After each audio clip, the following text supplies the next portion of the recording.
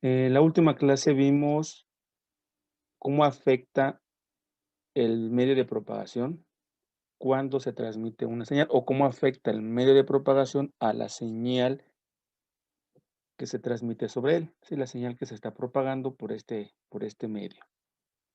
Particularmente, la señal que se propaga por este medio fue una señal PAM, ¿sí? Vimos el ejemplo, bueno, primero vimos cómo afecta cuando se propaga un pulso, porque cuando hablamos de una PAM, lo que estamos haciendo es transmitiendo pulsos cuadrados. Por eso es que analizamos el pulso cuadrado por separado. Lo hicimos mediante emular un medio de propagación como un filtro pasabajas. E hicimos diferentes pruebas y lo vimos en el osciloscopio y vimos cómo se deforma la señal o cómo se deforma el pulso, dependiendo del ancho de banda. Notamos que existía una deformación en donde, además de que la variación o la amplitud se deforma, también en el tiempo lo hace, se dispersa en el tiempo, es decir, se extiende más o dura más de lo que originalmente dura el pulso. Esto es una distorsión, tanto en amplitud como en el tiempo, es decir, en el tiempo se dispersa y en la amplitud se deforma. Ok. Y luego ya no nos dio tiempo de platicar bien, de discutir con calma el ejemplo de una PAM para explicarles lo que es la interferencia intersimbólica, que es lo que vamos a ver el día de hoy. Consideren esta señal PAM. Ya no voy a explicar de dónde sale, ya sabemos que se van a variar las amplitudes de un pulso de acuerdo a la información binaria que se tenga. Ahorita supongan que se tienen estas amplitudes, ¿sí? Es una señal PAM de ciertos niveles y ya se han codificado o se han mapeado los bits a las amplitudes correspondientes y el resultado es esta secuencia de amplitudes. Si recuerden qué es el mapeo es una correspondencia entre una cadena de k bits que se eligen y un valor de amplitud. Supongan que ya se hizo ese proceso y que se tiene esta secuencia de amplitudes. Y esta es la señal PAM resultante. Una amplitud de 1 se transmite un pulso con amplitud 1. Una amplitud 2 se transmite un pulso con amplitud 2. Una amplitud 1 se vuelve a transmitir un pulso con amplitud 1. Amplitud menos 1 se transmite un pulso ahora con amplitud menos 1, menos 2, 2 y 2. Esta sería la forma de onda PAM. Cuando esta forma de onda ingresa o se propaga por el medio de propagación, considerando que el ancho de banda del medio de propagación es poco, de forma que se obtiene esta distorsión de cada pulso, si transmitiéramos cada pulso por separado, es decir, transmitimos este pulso nada más, y luego transmitimos este pulso nada más, y luego transmitimos este pulso nada más. Si lo transmitimos por separado, observaríamos que cada pulso tiene una distorsión, como la que ya explicamos. Vean, este pulso que se transmite cuando se recibe o cuando pasa por el canal, cuando se propaga por el medio de propagación, se distorsiona, por lo que ya vimos. Cuando se transmite este pulso, igual, se distorsiona. Cuando se transmite este pulso, igual se va a distorsionar. Aquí me faltó dibujarlo. Así con cada uno de los pulsos. Aquí vemos los diferentes pulsos deformados. No vemos esto en el receptor. En el receptor ya vemos la suma total o la señal compuesta. ¿Por qué va a estar compuesta? Por todos estos pulsos. De forma que la señal recibida podría tener algo así. Lo voy a dibujar aquí. En lugar de ser esta señal PAM que se ve en los escalones, debido a esta distorsión que ya explicamos, Posiblemente la forma de onda sea algo así. ¿Sí? Noten ustedes que esta forma de onda ya no se parece en absoluto a esta de aquí. Entonces, para el receptor es difícil saber qué amplitudes se transmitieron. Recuerden que el receptor lo que hace es, tiene que identificar de alguna forma estas amplitudes. ¿Cómo lo hace? Bueno, tiene que tomar muestras de la señal. O sea, no queda de otra. Tiene que tomar muestras de esta señal. Suponiendo que se transmite esta señal PAM y se recibe esta señal PAM porque el ancho de banda del canal es lo suficientemente grande para poder transmitir esta señal sin distorsión, entonces en el receptor se tendría la misma forma de onda, la misma forma de onda. No lo voy a mostrar en el osciloscopio porque quiero mostrar los dos casos que vamos a ver. Uno es con el pulso cuadrado y otro es con el pulso coseno alzado para no tener que montar doble vez el escenario de prueba. ¿Sí? Entonces, el receptor toma una muestra, toma la muestra de esta señal en este instante de tiempo e identifica que la amplitud vale 1. Entonces, fue la amplitud que se transmitió. El receptor sabe el mapeo. Recuerden que ese mapeo, esa correspondencia entre la cadena de K bits y la amplitud, se conocen tanto en el transmisor como en el receptor. Como el receptor conoce ese mapeo, puede identificar cuál es la secuencia de K bits que le corresponde a la amplitud 1. Va y toma la muestra en el siguiente instante, que sería en cualquier instante dentro de este tiempo. Después hablamos sobre en dónde se toman las muestras. Toma la muestra y la muestra tiene amplitud 2, que fue lo que se transmitió. El receptor sabe qué cadena de K bits le corresponde y puede identificar los K bits transmitidos. Y así con cada uno de los pulsos. Pero, ¿qué sucede cuando la forma de onda se distorsiona? Si el transmisor toma una muestra, en lugar de tener una muestra 2, a lo mejor toma 0.5, puede suceder. 0.5, 0.5 de amplitud no es una de las amplitudes válidas. Las únicas amplitudes válidas son las que ya se definieron previamente. Por ahora supongan que es -2, -1, 1 y 2, que son 4 amplitudes válidas. Pero el 0.5 no es una amplitud válida. Ahí radica el problema del receptor o el objetivo del receptor o la tarea del receptor en todo sistema de comunicaciones, que es, de acuerdo a lo que el receptor reciba, él tiene que detectar o identificar qué amplitud de las válidas se transmitió. Por ejemplo, ya dije, el receptor toma una muestra y ese valor de muestra resulta en 0.5. No corresponde a ninguna de las 4 válidas. Entonces el receptor tiene que decidir, tiene que detectar, tiene que elegir alguna de estas, ¿Cuál va a elegir? Bueno, de eso vamos a hablar después, pero ahí radica el problema o la tarea del receptor en todo sistema de comunicaciones.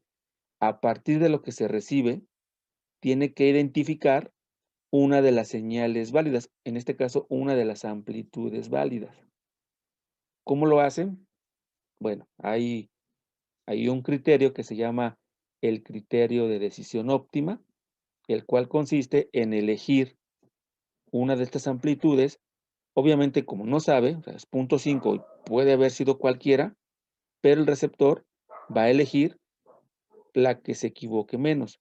A eso se le conoce como el receptor de detección óptima. Obviamente, al elegir, por ejemplo, tiene 0.5, al elegir una de las válidas, puede equivocarse. O sea, hay una probabilidad de que se equivoque. Eso lo vamos a analizar también, cuál es esa probabilidad.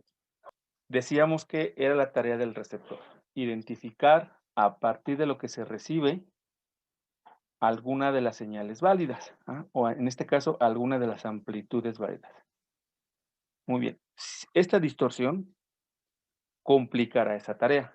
¿Sí? Por eso es importante que el ancho de banda de la señal o el ancho de banda del medio de propagación sea lo suficientemente grande para evitar esta distorsión. Ahora, por otro lado, nosotros de esta figura vemos cómo cada uno de los pulsos se dispersó en el tiempo, es decir, aumentó su duración.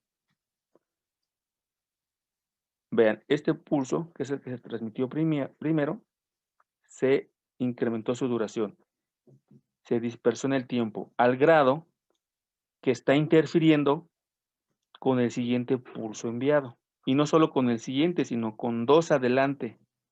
Vean, aquí empieza, aquí debería de terminar, pero por la distorsión presente que le ocasiona el canal, se extendió en el tiempo. Se extendió hasta 2 símbolos adelante. Pudo haber sido más, pero vamos a considerar que se extendió 2 símbolos hacia adelante. Lo mismo va a pasar con el siguiente. Vean, el siguiente, por la distorsión que introduce el canal, se extiende más allá de 2 símbolos o más allá de 2 periodos, interfiriendo con los siguientes 2 símbolos. Es decir, este primer símbolo interfiere con los 2 que vienen. Este símbolo interfiere con los 2 que vienen.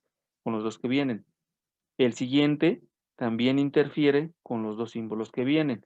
A eso se le conoce como interferencia intersimbólica. Si vean, aquí lo tengo iluminado, las partes iluminadas, o en las partes iluminadas se presenta interferencia intersimbólica. La interferencia intersimbólica es, bueno, el mismo nombre lo dice, es cuando más de 2 símbolos se interfieren entre sí. Por ejemplo, aquí el símbolo en rojo interfiere al verde e interfiere, bueno, aquí me faltó dibujarlo, pero interfiere a este. El símbolo verde interfiere al símbolo tercero, ¿sí? A este símbolo lo interfiere, y también interfiere al símbolo que viene y al que viene 2 símbolos adelante. ¿Sí? Esa es la interferencia intersimbólica, es la superposición o la interferencia de más de un símbolo en un instante de tiempo. Eso va a dificultar que el receptor también detecte la amplitud correcta. ¿Sí? Además de que se distorsiona en el tiempo, vean, bueno, en la amplitud, perdón, porque ya no es un pulso cuadrado, ya tiene esta forma. Además de esa distorsión, se tiene esta otra, que es interferencia intersimbólica. ¿Cómo se soluciona la interferencia intersimbólica? Aumentando el ancho de banda del canal o disminuyendo el ancho de banda de la señal PAM. ¿Qué conviene? Uno u otro. Pues va a depender mucho de la situación. De entrada, es imposible cambiar el ancho de banda de un medio de propagación. Eso no se puede porque ya es una característica inherente, es decir, es de su naturaleza. Es como si a ustedes les pidieran que midieran medio metro más. O sea, no se puede, ¿no? Así somos de una cierta estatura y no se vale o no se puede que nos digan, quiero que ahora midas 2 metros. O sea, pues no se puede, a menos que ya hagamos alguna cosa externa, como ponernos zancos o algún estilo, alguna forma de esa, para alcanzar esa altura. Pero por naturaleza es imposible que midamos más de lo que medimos. Lo mismo pasa con los medios de propagación. No les podemos pedir que tengan mayor ancho de banda. O sea, ese es su ancho de banda y ya. No podemos aumentarlo. Ajá. La única forma es cambiando el medio de propagación, ¿sí? Porque a lo mejor nosotros no medimos 2 metros, pero hay quienes sí miden 2 metros y entonces pues esas personas son las elegidas. Y por naturaleza miden 2 metros. Así pasa con los medios de propagación. No tienen un ancho de banda requerido, buscamos otro medio de propagación que sí lo tenga. ¿Cuál va a ser el ancho de banda requerido? Para este caso, donde el pulso es cuadrado, la clase pasada hicimos varias pruebas y no sé si recuerdan las formas de onda para las diferentes frecuencias de corte o los diferentes anchos de banda. Por ejemplo, pusimos un pulso que tuviera 10 milisegundos de duración y probamos diferentes filtros. Es como si estuviéramos probando diferentes medios de propagación con anchos de banda diferente. Por ejemplo, probamos para 10 kilos, para 1 kilo, para 300 Hz, 200 Hz, inclusive probamos para 10 Hz. ¿Cuál podría ser el más adecuado? Bueno, yo recuerdo que con 10 kilohertz prácticamente ni siquiera se notaba la distorsión. Entonces, vean, un ancho de banda de 10 kilohertz. Eso implicaba dejar pasar ¿cuántos lóbulos? 100. Ustedes habían dicho que 100 lóbulos. Ajá. Entonces, quiere decir que el ancho de banda de la señal PAM podríamos considerarlo de al menos dejar pasar 10 lóbulos, porque sabemos que si ese ancho de banda logra pasar sin distorsión, la distorsión en el tiempo o el pulso no va a presentar distorsiones a la salida. No va a presentar ni una deformación en la amplitud, ni una dispersión en el tiempo. Inclusive con 1 kilo, todavía la distorsión era imperceptible. Tenemos que ya en el osciloscopio aumentar las escalas para poderla notar. Entonces, con 1 kilohertz estamos dejando pasar 10 lóbulos. Entonces podríamos decir que 10 lóbulos es el ancho de banda y buscar un medio de propagación que tenga un ancho de banda para que deje pasar al menos 10 lóbulos. ¿Cómo sé cuántos son 10 lóbulos? ¿Cuántos son 5 lóbulos? Porque ya sabemos el dato que cada lóbulo va a tener un cero o un cruce por cero en el inverso o en múltiplos del inverso del pulso. Si este pulso, por ejemplo, ahora en lugar de durar 10 milisegundos, dura 1 milisegundo, ¿en dónde encontraríamos estos puntos por cero o estos cruces por cero? ¿En qué valor de frecuencia? Cada 1000. Y si estamos diciendo que el ancho de banda es dejar pasar 10 lóbulos, ¿cuánto es el ancho de banda que tendríamos que buscar que tuviera nuestro medio de propagación? Cada 1000 tenemos un lóbulo y queremos dejar pasar 10 lóbulos. ¿Por qué 10? Porque ya experimentalmente hicimos la prueba que dejando pasar 10 lóbulos del ancho de banda o del espectro de un pulso cuadrado, la distorsión es imperceptible. Entonces, por eso estamos diciendo que vamos a dejar pasar 10 lóbulos. ¿Cuánto sería el ancho de banda que tendríamos que buscar de nuestro canal o nuestro medio de propagación, o en este caso nuestro filtro? Tendríamos que buscar un canal que tuviera un ancho de banda o un medio de propagación que tuviera un ancho de banda de 10 kilohertz. ¿Qué pasa si el ancho de banda es menor a 10 kilohertz? Lo que va a pasar es que vamos a empezar a notar ya más la distorsión. Y entre menor ancho de banda, esa distorsión va a ser más notoria, al grado que se va a presentar una distorsión tanto en la amplitud como en el tiempo, ocasionándonos que exista interferencia intersimbólica. Y eso va a dificultar las tareas o la tarea del receptor, que es identificar qué amplitud se transmitió a partir de la amplitud recibida. Ajá. Vean, aquí, suponiendo que dejamos pasar 10 lóbulos, pues seguramente la forma de onda que se recibiría de esa PAM sería esta. No hay ningún problema. Se pueden identificar perfectamente estas amplitudes.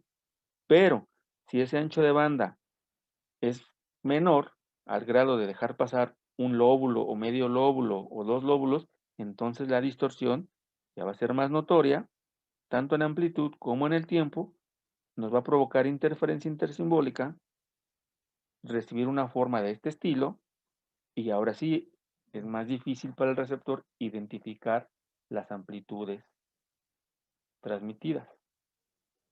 Ese es el problema que se tiene este, con el pulso, ajá, que dependemos de cuántos lóbulos dejemos pasar para evitar esa distorsión. Normalmente, pues si son arriba de los 10 lóbulos. Les digo, podemos hacer pruebas experimentales, lóbulo a lóbulo, es decir, ¿qué pasa cuando dejamos pasar un lóbulo, 2 lóbulos, 3 lóbulos, 4 lóbulos, 5 lóbulos, 6 lóbulos? No lo hicimos, de hecho eso tendrían que haberlo hecho ustedes en una práctica, pero al menos sí concluimos que con 10 lóbulos es suficiente, ¿sí? Ahora, como ya dijimos, ¿no? La solución para evitar esta interferencia intersimbólica es o se disminuye el ancho de banda de la señal PAM o se aumenta el ancho de banda del medio de propagación. Ya dijimos que esta segunda opción solo se puede conseguir cambiando el medio de propagación. Ahora imagínense que ustedes ya compraron sus 100 metros de cable, tienen que cambiar el medio de propagación, pues tienen que desechar esos 100 metros y comprar otros 100 metros. ¿Sí? Entonces no es una opción viable cambiar el medio de propagación, a menos que sea un sistema de comunicaciones cortito. Pero imagínense, por ejemplo, la televisión por cable, si tuvieran que aumentar su ancho de banda cambiando el cable coaxial que llega a todos los hogares, vean, esa solución es económicamente impráctica, no es conveniente. ¿Sí?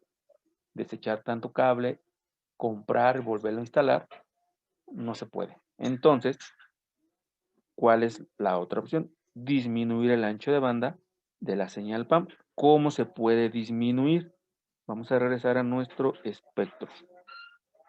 Disminuirlo significaría que estos cruces por cero ocurrieran a una menor frecuencia.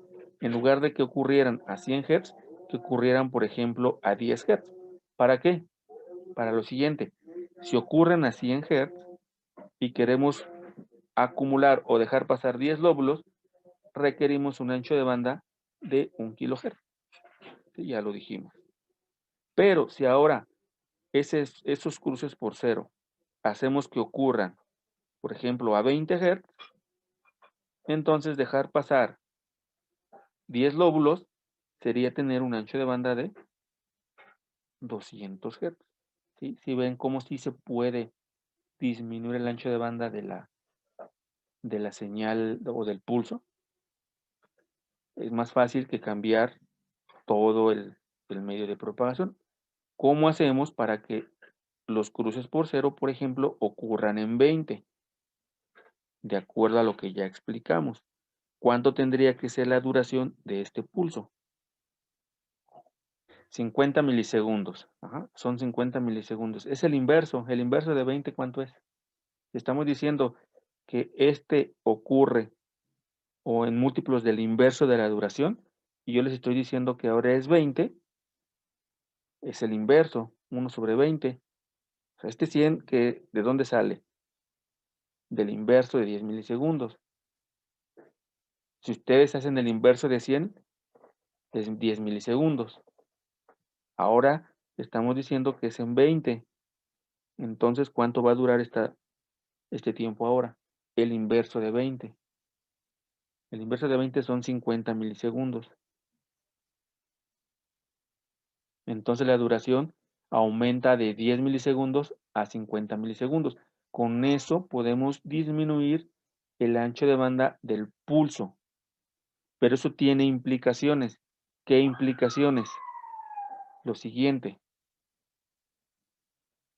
Es necesario introducir otros conceptos antes, como ya lo discutimos. ¿Cómo se puede disminuir el ancho de banda de la señal PAM?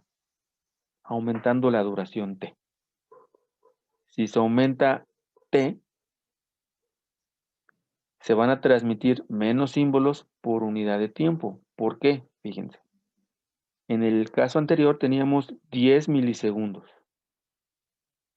En un segundo, ¿cuántos pulsos podríamos tener si cada pulso dura 10 milisegundos? Se pueden tener 100 pulsos en un segundo, es decir, se pueden transmitir 100 pulsos en un segundo. Pero ahora, si la duración son 50 milisegundos, ¿cuántos símbolos podríamos tener en un segundo? 20 símbolos.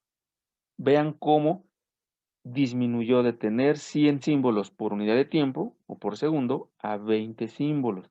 Esa es una consecuencia que se tiene al aumentar el ancho de banda como lo estamos haciendo, que es aumentando la duración del pulso. Y de hecho ya empiezan a ver ahí una relación ustedes entre mayor cantidad de símbolos transmitidos por unidad de tiempo, se requiere mayor ancho de banda. Vean, cuando se tenían 10 milisegundos, 10 milisegundos, nos arrojaba que podíamos transmitir 100 símbolos o 100 pulsos en un segundo. Pero esto implicaba un ancho de banda de 1 kHz, suponiendo que dejamos pasar 10 lóbulos. Cada lóbulo ocurre en múltiplos de 100, y como queremos dejar pasar 10, entonces el ancho de banda requerido es 1 kHz. Ahora se aumentó a 50 milisegundos. Y eso nos dio que son 20 símbolos que se pueden transmitir en un segundo. Y el ancho de banda serían 50 milisegundos, el inverso son 20. Y queremos dejar pasar 10, ¿no? Entonces son 200 Hz. Aquí vemos una relación. A mayor cantidad de símbolos transmitidos por unidad de tiempo, se requiere un mayor ancho de banda. Vean, si queremos transmitir 100, requerimos 1 kilo. Pero si nada más queremos transmitir 20, requerimos 200 Hz. ¿Sí? Por ahí va la explicación del por qué. Más bien, esa es la explicación del por qué a mayor velocidad de transmisión, mayor ancho de banda. Entonces, es lo que les digo. Ya es necesario definir otros conceptos para que les pueda hablar y puedan entender. ¿Sí? Porque yo estoy hablando de velocidades, de duración de tiempo. Hay que definir ya ciertos términos técnicos para poder seguir explicando. El primer término que vamos a definir es velocidad de señalización. La velocidad de señalización se define como la cantidad de símbolos transmitidos por segundo. ¿Sí? Esto es, símbolos sobre segundo. Esto en informática le llaman baudios. Un baudio es un símbolo sobre segundo. ¿Sí? Entonces, baudios. Pero eso es en informática, ¿no? Aquí en comunicaciones le vamos a llamar símbolos sobre segundo. Pero es usual encontrar símbolos por segundo, aunque debe de ser sobre, pero este sobre, como que ya en español le hemos adoptado que es por también, uno expresan la misma idea, por un segundo o en un segundo, se ha adoptado SPS, símbolos por segundo. Pero también es correcto decir símbolos sobre segundo. De hecho, es más correcto decir símbolos sobre segundo que símbolos por segundo. Pero cualquiera de las dos formas es correcta, ¿eh? Símbolos por segundo o símbolos sobre segundo. Esa es la velocidad de señalización. ¿Cuántos símbolos por segundo se envían? ¿Cuántos símbolos en un segundo se envían? Primer concepto, velocidad de señalización. Segundo concepto, velocidad de transferencia. Esta velocidad de transferencia ahora es los bits sobre segundo o bits por segundo. Ambos son correctos. Bits sobre segundo o bits por segundo. Y esto lo que nos dice es la cantidad de bits que se transmiten en un segundo. Ajá. Y se le conoce como velocidad de transferencia. Estas dos son similares, solo que en la primera se habla de símbolos. Un símbolo contiene k bits y la de transferencia es en bits. ¿Sí? Es la diferencia. Símbolos por segundo, bits por segundo. Hay una relación entre estas dos. ¿Cuál es la relación? Está muy sencilla. Vean. Vamos a denotar la velocidad de señalización como V de señalización. Y vamos a denotar la velocidad de transferencia como V de transferencia. Lo voy a explicar con un ejemplo. Si ustedes tienen una velocidad de señalización de un símbolo por segundo, o sea, en un segundo transmiten solamente un símbolo, y cada símbolo transmite k bits, ¿cuántos bits están transmitiendo en ese segundo. Es como si yo les dijera, ustedes pueden cargar una caja de un punto a otro, se la trasladan y se tardan un segundo. Toman la caja y la mueven. Mueven una caja por segundo. Y luego, cada caja tiene 5 huevos. ¿Cuántos huevos están cargando en un segundo de un punto a otro? 5 huevos. 5. Exactamente. Entonces, lo mismo es con los símbolos. Los símbolos es como si fuera la caja. Y los bits son como si fueran los huevos. O sea, un símbolo tiene K bits. Y si ustedes se tardan un segundo en enviar un símbolo, en ese segundo, ¿cuántos bits están enviando? K bits. Serían Exactamente, los K. K bits. Entonces, la velocidad de transferencia es igual a K veces la velocidad de señalización. Esta es la relación. Velocidad de transferencia es igual a K veces velocidad de señalización, donde K es el número de bits que contiene cada símbolo. Cada símbolo. Recuerden que un símbolo dijimos que son K bits. Y pueden representar una amplitud, un ancho o una posición.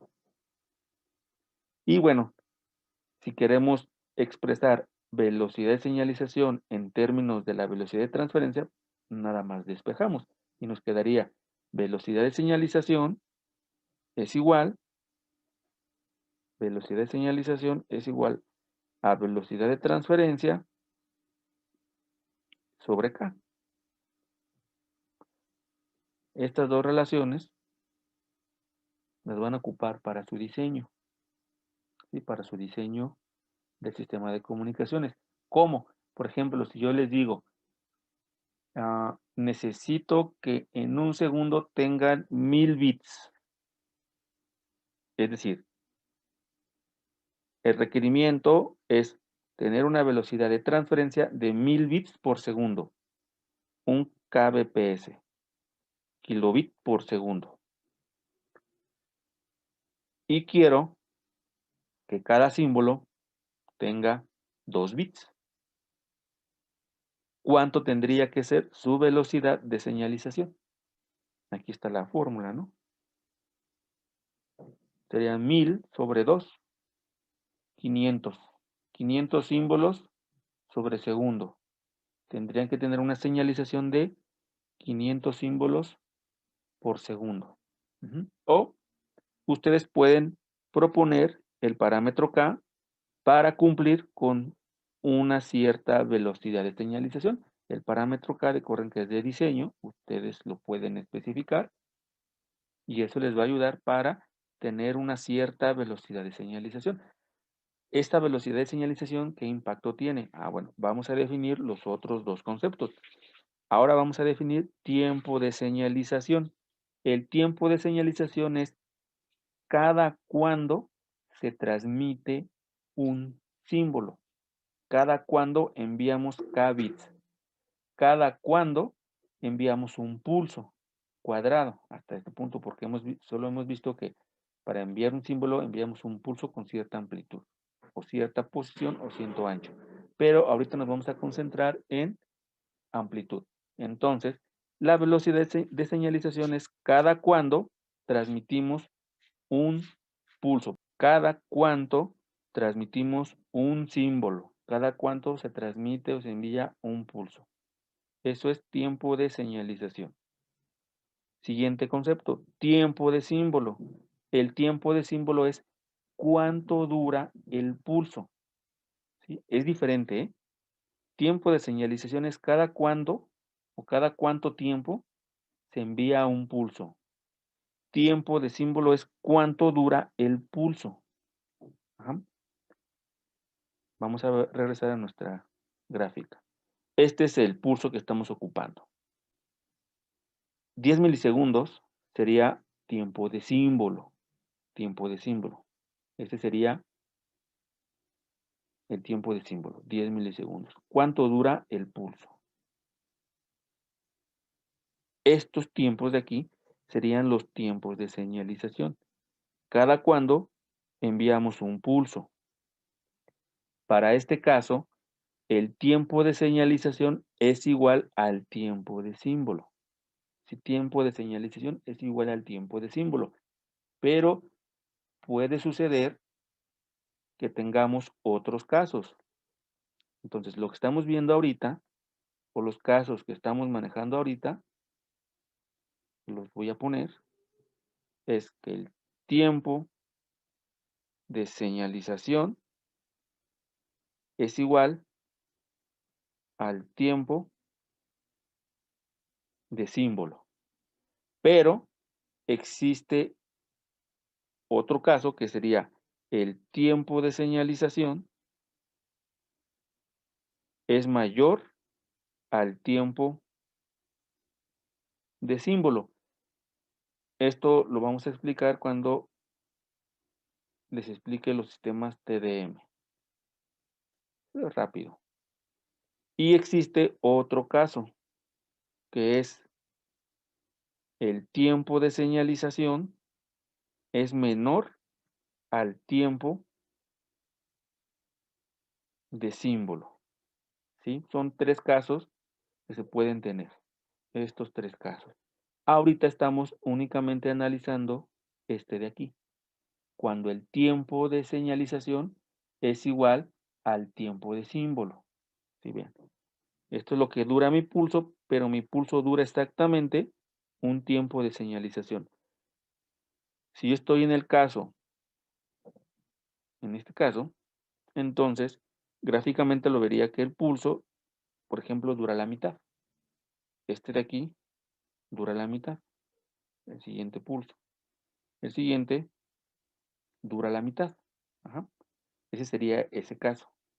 Y el tercer caso significaría que este pulso dura más de un tiempo de señalización. Este es el tiempo de símbolo. Y este es el tiempo de señalización. Este de aquí. Este es el tiempo de señalización. Y mi tiempo de símbolo es este de acá. Estoy haciendo que dure más de 3 tiempos de señalización. Vean, 1, 2 y 3. Y dura un poquito más. El siguiente igual va a durar 3 tiempos de señalización. ¿Qué notan aquí? Interferencia intersimbólica. Vean, este símbolo interfiere con 3 símbolos hacia adelante. 1, 2 y un pedacito del tercero. Es decir, se tiene easy. Se tiene easy. Si está en este caso. Pero esta easy no es debida al canal porque ni siquiera se ha propagado la señal y ya se tiene interferencia intersimbólica. Ajá. Ya habíamos visto la easy, pero la easy ocurre porque en el tiempo se dispersa debido al canal. Ahora estamos viendo que hay easy si estamos en este tercer caso. Es decir, desde el transmisor, desde que generamos la señal, hay easy, la generamos con easy. Ese caso, pues es impráctico. ¿Para qué queremos generar easy? Pero vean cómo ya hay un compromiso, porque si nosotros aumentamos el tiempo de símbolo, que sería aumentar este tiempo, ¿qué pasa con el ancho de banda? Lo disminuimos. ¿Qué pasa con la velocidad de señalización? Se disminuye. Me falta una relación para poder completar la idea y con esto finalizamos. El tiempo de señalización es el inverso de la velocidad de señalización. Es el inverso. Por ejemplo, si tenemos una velocidad de señalización de 1000 símbolos por segundo, el tiempo de señalización sería 1 milisegundo, es el inverso. ¿Por qué? ¿Cuántos milisegundos tenemos en un segundo? 1000. Entonces, tenemos que enviar un símbolo cada milisegundo. Ese es el tiempo de señalización. Es el inverso de la velocidad de señalización. ¿Sí? Entonces, por favor, estos conceptos hay que tenerlos ya presentes. Velocidad de señalización, ¿cuántos símbolos por segundo? Velocidad de transferencia, ¿cuántos bits sobre segundo? Tiempo de señalización, cada cuánto se transmite un símbolo. Tiempo de símbolo, ¿cuánto dura el símbolo? ¿Cuánto dura el pulso? Y ya vimos 3 casos. Y ya vimos que el caso 3 no es práctico, pero de ahí va a surgir lo que se conoce como el pulso de coseno alzado. El pulso de coseno alzado se maneja con ese tercer caso. El tiempo de señalización es menor al tiempo de símbolo. Es decir, ahí sí. Y de ahí vamos a explicar el segundo criterio de Nyquist, que tiene que ver con la transmisión y el ancho de banda de la señal transmitida. Ajá. Y prácticamente ya les empiezo a dejar su primera parte del diseño de su sistema con estas relaciones, estos conceptos. Entonces, por favor, estúdienlos, revisen otra vez el video para que si hay dudas, se las aclaremos. Y con eso finalizamos el día de hoy.